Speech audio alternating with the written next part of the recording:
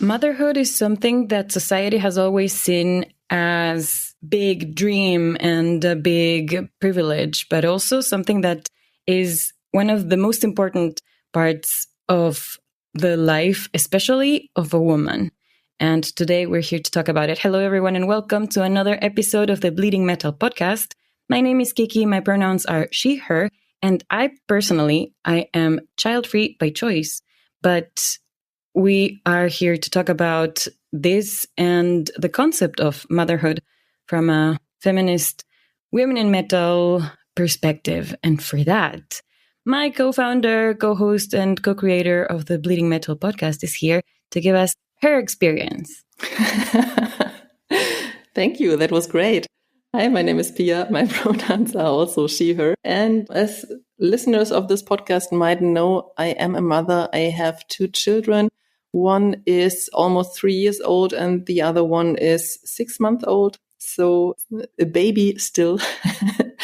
And of course, that had an impact on my life and of course, everyday life and also on podcasting because when you have to take care of children, you need some time for that. Not everything is like it was before you gave birth. And I also want to share my experience with you, how my partner and I talked about that because, as you just said, Kiki, you are child-free by choice.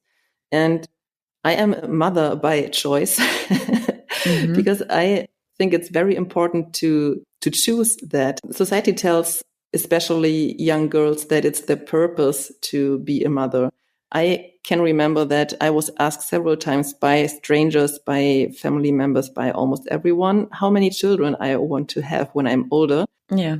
I was never asked if I want to have children at all. And I think it's really important to think about that because, as I said, it impacts your life and your relationship and everything. And you can also be happy without having children. So you're not less worth when you're not having a child. And also for the sake of the child itself, I think it's very important that you think about how you can manage that. Can you afford that financially? How can you do that together with your partner? And that's something that I don't see very often. To me, it seems like having children automatically belongs to the life of a woman. And I think that's really sad. Absolutely. And so we're not here to tell you what to do, but I would want to tell you to think about it. Okay, I will tell you what to do. Yes, but only this. And the thing is, you should just think about it. I am very pro conscious choices. Whatever you do with your life is fine, but it should be something you thought about, something you considered, something you're not just doing automatically because you think that is the way humans work. I think from an evolutionary biological standpoint, sure, for the good of the species, our animal bodies would like to reproduce, but we're not animals. We haven't been for a while. We have made a lot of inventions. And just like we are creative and can create technology and different ways of expressing ourselves, we can also be conscious of how we design our lives. I really like that word, like living designer lives, because you should design your own life. Oh my gosh, that's of course the words that Epica use. We were just talking about them. Yeah. Design your universe. Yeah. And honestly, that is, in my opinion, how it should be. You should lead a designer life. You should not lead the life of your parents because you are not your parents. You are you. And you are no one else. You are the unique person in this world, and are allowed to live the life how you want it to. And if that includes having children or adopting children, that's fine. If that includes adopting cats like me, that is also fine. And not having human kids. If that includes any other way you want to live your life, if you want to be by yourself, if you want to grow old with your friends in a house, sharing a house and a garden and whatever, that is absolutely fine and lovely. And what I do wish for you is, for you listener and everyone out there, is that you are happy and at peace and healthy. Yes. That is something that I think Pia and I, we know each other over 13 years now. Mm-hmm. And things have changed. We have seen each other change a lot, I think. So I think these decisions, I think we watched each other kind of think and rethink these life aspects. Yes, because that's kind of funny. I remember that one evening we spent in my car because we were sleeping in my car at one festival. We were talking about children, and you said that by the age of 24, you already wanted to have 3 children. that oh my was gosh. When you were younger, your life goal, kind of. Yeah. And I think that is very telling of the society I grew up in, because Ecuador is very conservative, very Christian. And yeah, as you were saying before, I was also always asked how many kids. And also it was always presented to me as if I have to find a man and, then a man, then buy a house, then have children, maybe a dog, for sure a car. And I was like, well, okay, so how can I make the best out of that, I guess? And at some point I thought, well, 3 kids might be a good number. One of them should be a girl for sure. A dog. Yeah, the dog sounds good. I grew up in a family of dogs. My family hated cats. So I'm a rebel for sure. What? But that's what society makes you think as a girl, because you don't question that. And we encourage you to question that, question everything that society tells you. Yes. And so, as you were saying, I think I saw what my mom and I had, and I thought that the 30-year difference was already too big. So I would want to be younger when I had kids so that I would get along with them better, which now I think, how stupid is that thought? I think that's watching too much Gilmore Girls. But also, at 18, I had my first serious boyfriend. We had the names for our kids. Like we already knew. And thank goddess that never happened, because it took me a long time to actually get to the point where I questioned this. I got married when I was 26. That was 10 years ago. It's actually our 10-year wedding anniversary today. Whoop, whoop, congratulations. We're not in a roller coaster. Or will we go later? We're not in a roller coaster. For context, my partner and I went on roller coasters every year. It was our tradition to celebrate our anniversary. But this year, because it's 10 years, I guess we're taking it a level higher, apparently. We're going skydiving later today. Ooh, nice. But so we got married. I got married at 26. And then at 28, I stopped taking hormonal birth control because I thought, sure, well, now it's time, right? And that was the point where I actually started to think, is it though? Is this something I really want? Is this something I can integrate in my lifestyle? Is this something I actually am? And I realized kids actually don't like me, and I actually don't like kids. My kid likes you. Yes. And that is so nice. But you saw this whole evolution. And I also saw you get married and before that too. Yes, I want to connect to what I said before. When people asked me as a child how many children I want to have, I always said I don't want to have children when I'm older. They were shocked. Oh, wow. Oh, wow. They were like, no, I don't believe that, and that will change and everything.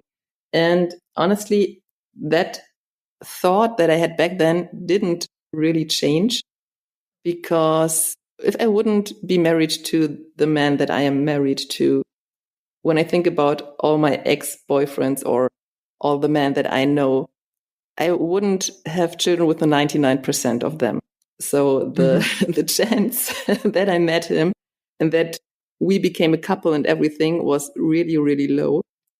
And when we met and when we decided to have a relationship, it was very early that I said that I don't necessarily want to have children or that I don't want to have kids. And he was okay with that. He also said that it's not the dream of his life to have children. And then we moved in together very quickly. And then we moved together to the town where I came from. Then we decided to marry, but still without thinking about having children. We were just like, yeah, we want to spend our life together. At that moment, we were like, when it fits, we might have children, but if that doesn't happen, we are still a happy couple. So we don't need children to be happy with our relationship and everything. We wanted to marry each other and not marry to found a family. Also a bit maybe for the tax benefits though. At least later.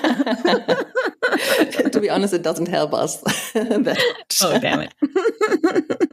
No, it was more like because my husband had an accident, not a terrible accident, but he still had to go to hospital. And I was like, well, when that happens or something really bad happens, I will have no possibility to find out what's happening with him. We need some paperwork to do. And if we have paperwork to do, we can also marry with a contract.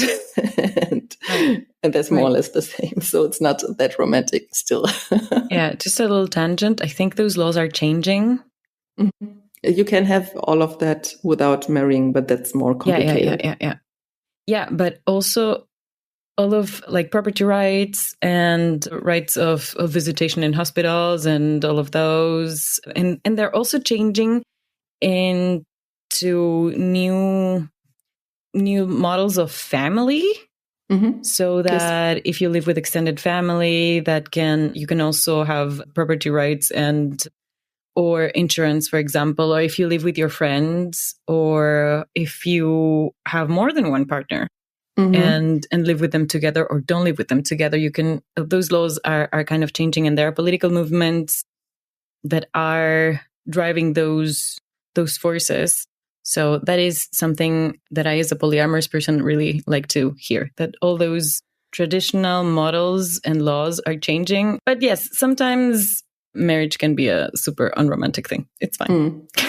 Yeah. And also, now that you mentioned that, I'm living a very cliche life with a husband and 2 children, and we're living in our own house and everything. But I hope that also for people like me, it would be a good thing if you split income, that if if you decide the quote unquote classical model that the husband goes to work and earns a lot of money and the wife stays at home and takes care for the kids, then still they take what he earns in his job and they split it 50-50. And she gets that, and also all the benefits for later when she's old, what she gets from the state and everything. I think that would make sense. And you could also apply that to polyamorous relationships, that you say the 3, 4, 5 of us, we are living together and everything, and we want what we earn put together, split through the people that we are. And then I think that's the fairest thing, because you're doing work at home so that the other person doesn't have to do. You're still working when you stay at home, and that makes room for very different models of family. And I think that's a very beautiful thing. Absolutely. What we see as well be a little more visible and normalized is co-parenting among friends. Yes. And those types of custody agreements are also changing. So that is all good news and something that we should root for, so that everyone can be free to choose and design their life instead of the other way around. Because of course we see that in politics, if governments become more conservative again, well, all of those good proposals are down the drain. So and it's always bad for the woman. Especially, yes. But yeah, you were talking about your personal journey. Yes. I think it was when we were married for 2 years that we said, well, we are both settled in our jobs and our income is fine, and we are living in a house where we have enough space and everything. We were like, if we want to have children, this would be a good point to start. And then we were discussing this very intensely, because I also said, when I become a mother, I don't want to stay at home for a year. That's not my nature. I am not the classical mother who takes care of the children 24/7 and everything. I said, if we do this, I want to go as close to 50-50 as possible. Mm-hmm. And that's why I want to split the parental leave 50-50. In Germany, you have 14 months. So I said I will take the first 7 months, because the WHO also says it's good to breastfeed the first 6 months. And after that, they get other food anyways. And I thought that would be a good way to split the parental leave. And we agreed on that, and also agreed on that my partner is a very active parent. And that's also what he is. He doesn't come home and says, I have to do my hobbies now and everything. So the children are always first. And we also agreed on giving or working on that. We have time for our hobbies as well. So that, for example, I can do podcasts and he takes care of the children in that time. And I said, because he likes to play volleyball, that he will still be able to do that. So we both feared that we can't do what is part of our identity. We wanted to keep that, and we said we will make that as possible, as doable as possible. And I think we're doing a good job here. But yeah, we had this conversation, and after that we said, okay, then we don't do anything to avoid the pregnancy. Right. And if it happens, it's fine. And if it doesn't happen, it's also fine. And it also took us 1 year, or it took me 1 year to become pregnant. But you weren't actively trying. We were not really trying. We just said we don't avoid it. You left it to fate. No. Yes. And so then we had the first child. Then we very early decided that it would be cool to have another child, because I grew up as a single child.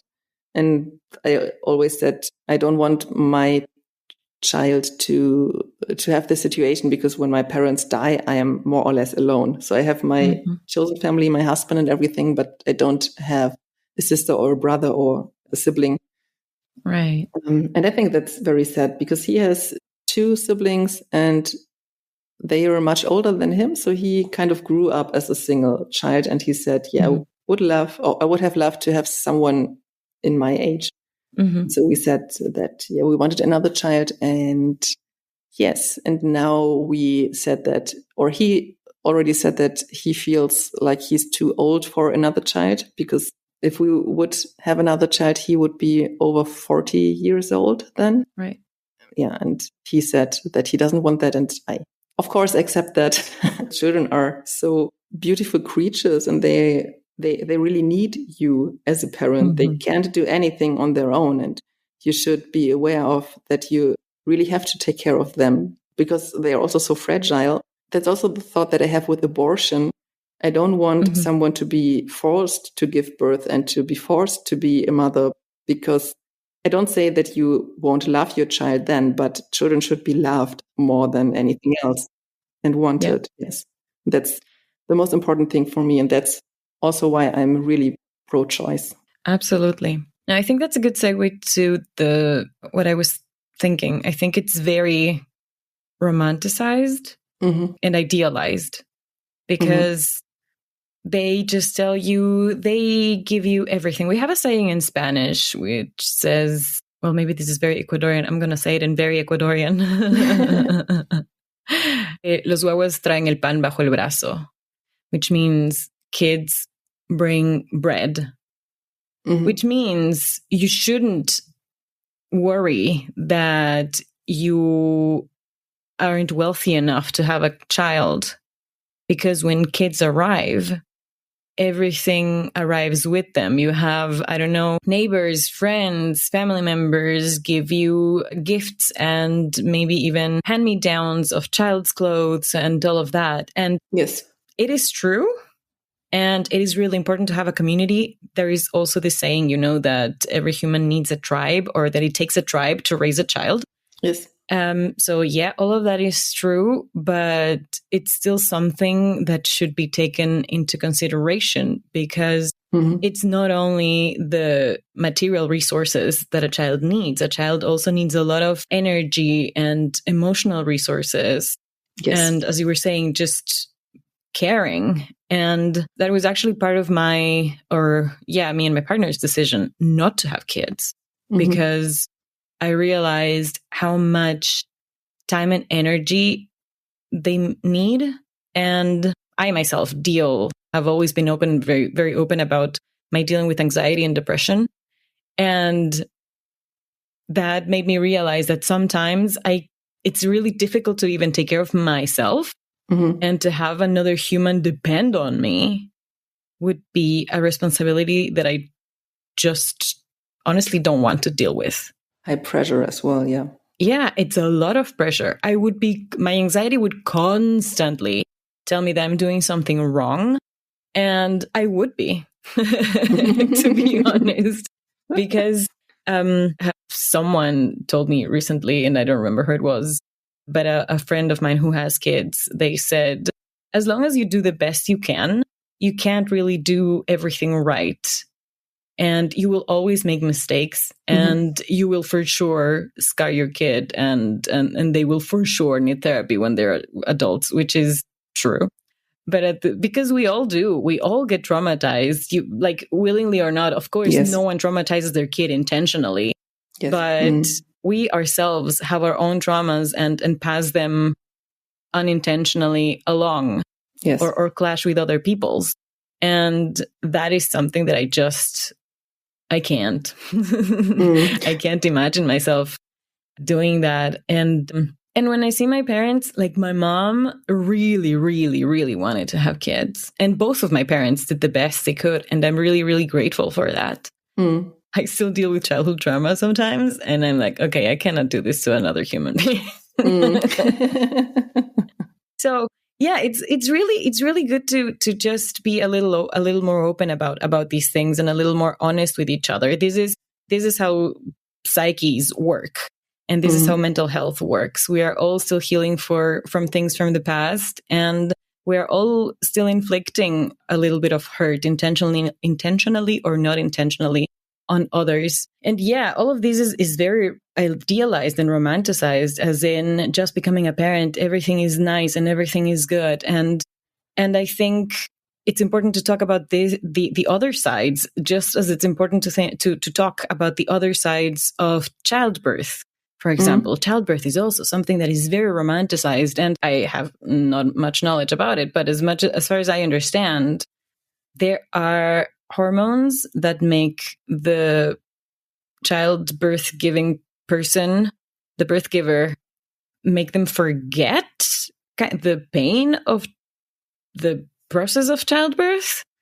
And so I remember someone in my family telling me at some point, you don't want to know.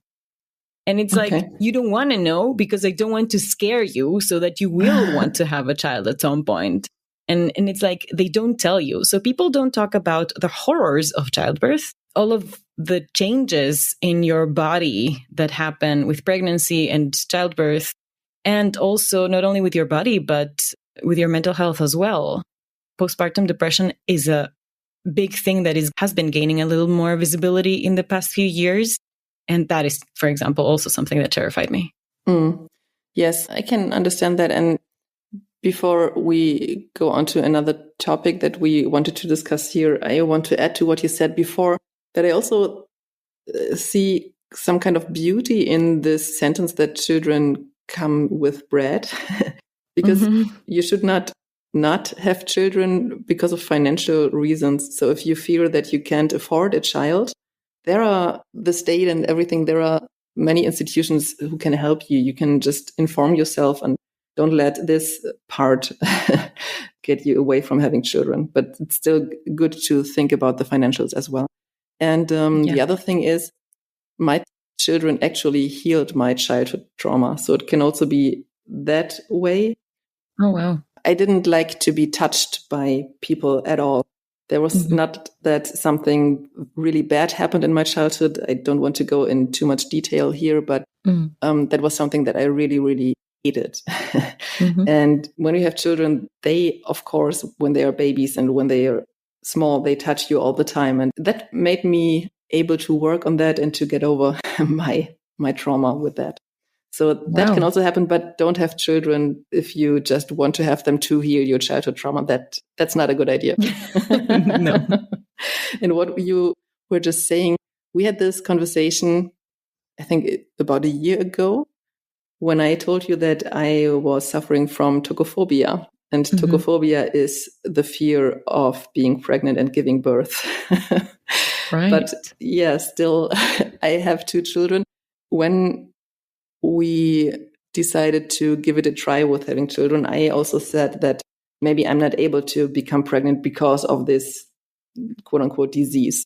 Okay. I said maybe something in my psyche says, no, I don't want this. And one thing was that I was afraid of the pain, of course, but I was also afraid of only being seen as the pregnant woman and not being seen as myself anymore. Because that's also something that I really hate in movies, that when you see a pregnant person in a movie, that person will give birth to the child in that movie. You can tell for sure. It's not normalized that pregnant people are running around. And I think that's also very sad because, hey, there are so many pregnant people out there and they are still persons with an identity, with a personality, and their pregnancy is not everything that they are. They are so much more than that. If I may interrupt on that note, this is a word of advice unsolicited to everyone out there who is going to a baby shower and or who has someone in their lives who is pregnant. If you are going to give them a gift, a present, think about this part. Don't make it all about the child. Just like when someone in your life gets married, don't make it all about their new home. Like, sure, send a gift for the baby, but also for the person who is carrying that. Yes. And when you see a pregnant person or someone in your surroundings is pregnant, you can also have conversations about other things and not only about the pregnancy and will it be a boy or a girl and in which month are you and everything. It's annoying, really, because everyone asks you randomly on the street. Yeah. Oh my gosh, I bet. I remember that something actually that I really admired from how you are and how you managed everything. I was used to my friends, let's say in Ecuador, when they became pregnant, everything was about their pregnancy. And I remember every time you and I would hang out when you were pregnant with your first kid, I think the last thing we talked about was that. Yes.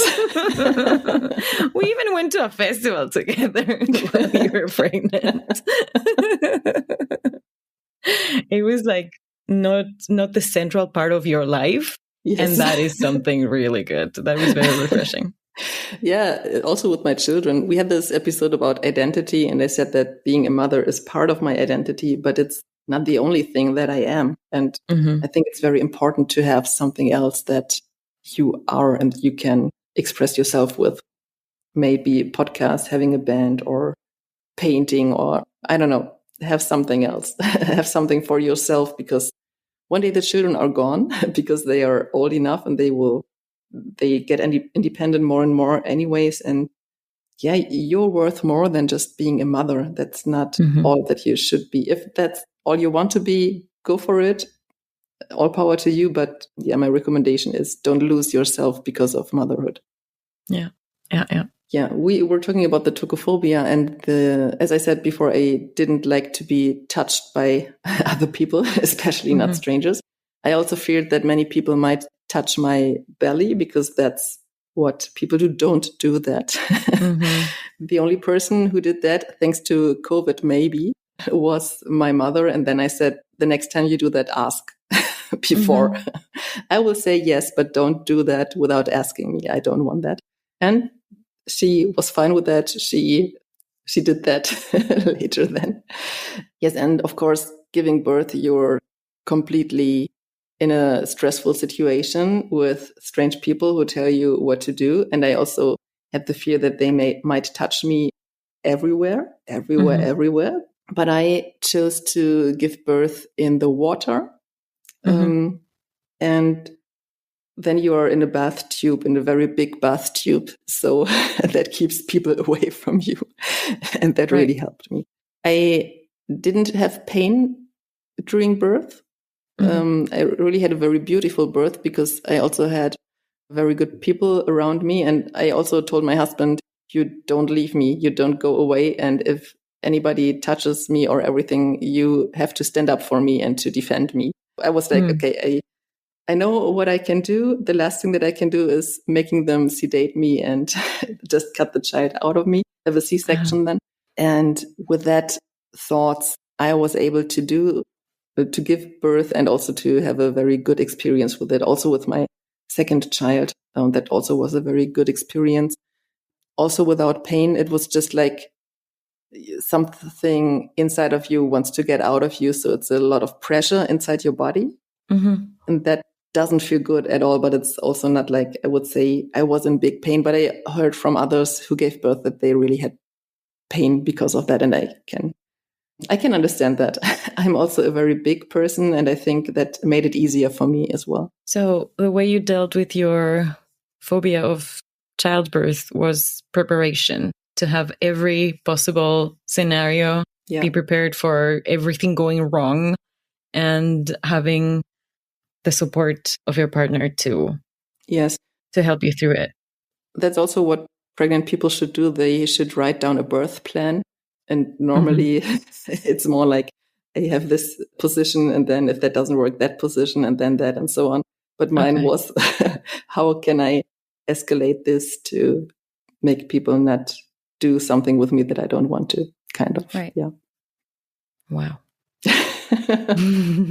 That sounds very scary, but in the end, it was okay for me. And anyway, when I was pregnant, I was still working in my job and did everything like I did before. And also my colleagues, they didn't treat me differently because of my pregnancy. So that was all fine with me. And that also made it easier. Also, of course, the COVID situation, that people just kept a distance, especially to a pregnant person, because they didn't want the child to be harmed, the unborn to be harmed. Yay. That was a lot. The end. No. I also wanted to talk about actually kind of this podcast as well, because of course, sometimes it's difficult with children to find dates for recording. And as you might have noticed in the past, that I had my baby on my lap sleeping, that there were some baby sounds maybe in the background. It's doable. You can continue with your hobbies. Some take a bit more time to, when you are in sports, that your body might have to heal. And that's also something that people don't really talk about. People think the baby gets out of your body and your body is like before. No, it takes you up to a year or maybe even more. And it can leave damage to your body still when you gave birth. So that's also something when people say, oh, you don't want this child, just give it for adoption. I'm like, well, it's 2 years of really hard work. Yeah, after it has wreaked havoc in my body. Wow. Yes. And also the hormones that you were talking about, they made me really tired during pregnancy. So that also impacts you. But still, I think it's very beautiful. And I also want to thank you that we are still doing this podcast, that I had the possibility to go on the break at this podcast. We found really good co-hosts to quote unquote fill the gap and who are also giving so much more to this podcast than just replacing me for a couple of months. Yeah, and also that our friendship didn't really change because of me being a mother and you having chosen to be child-free. And that's something that I'm really grateful for. Oh, right back at you. Oh, I appreciate that. That's really lovely. I think it is a lot due to how much we respect each other and each other's choices, and how much also we admire each other's choices. Like I am in absolute awe and I really, really admire and think that it's just so cool how you are a person who is also a mother, and how you never have, as you were just saying, you never made it the only thing to talk about, the only thing that was happening in your life, the only thing that became your identity. You didn't become that kind of person. And that is very refreshing and makes all of these other things possible.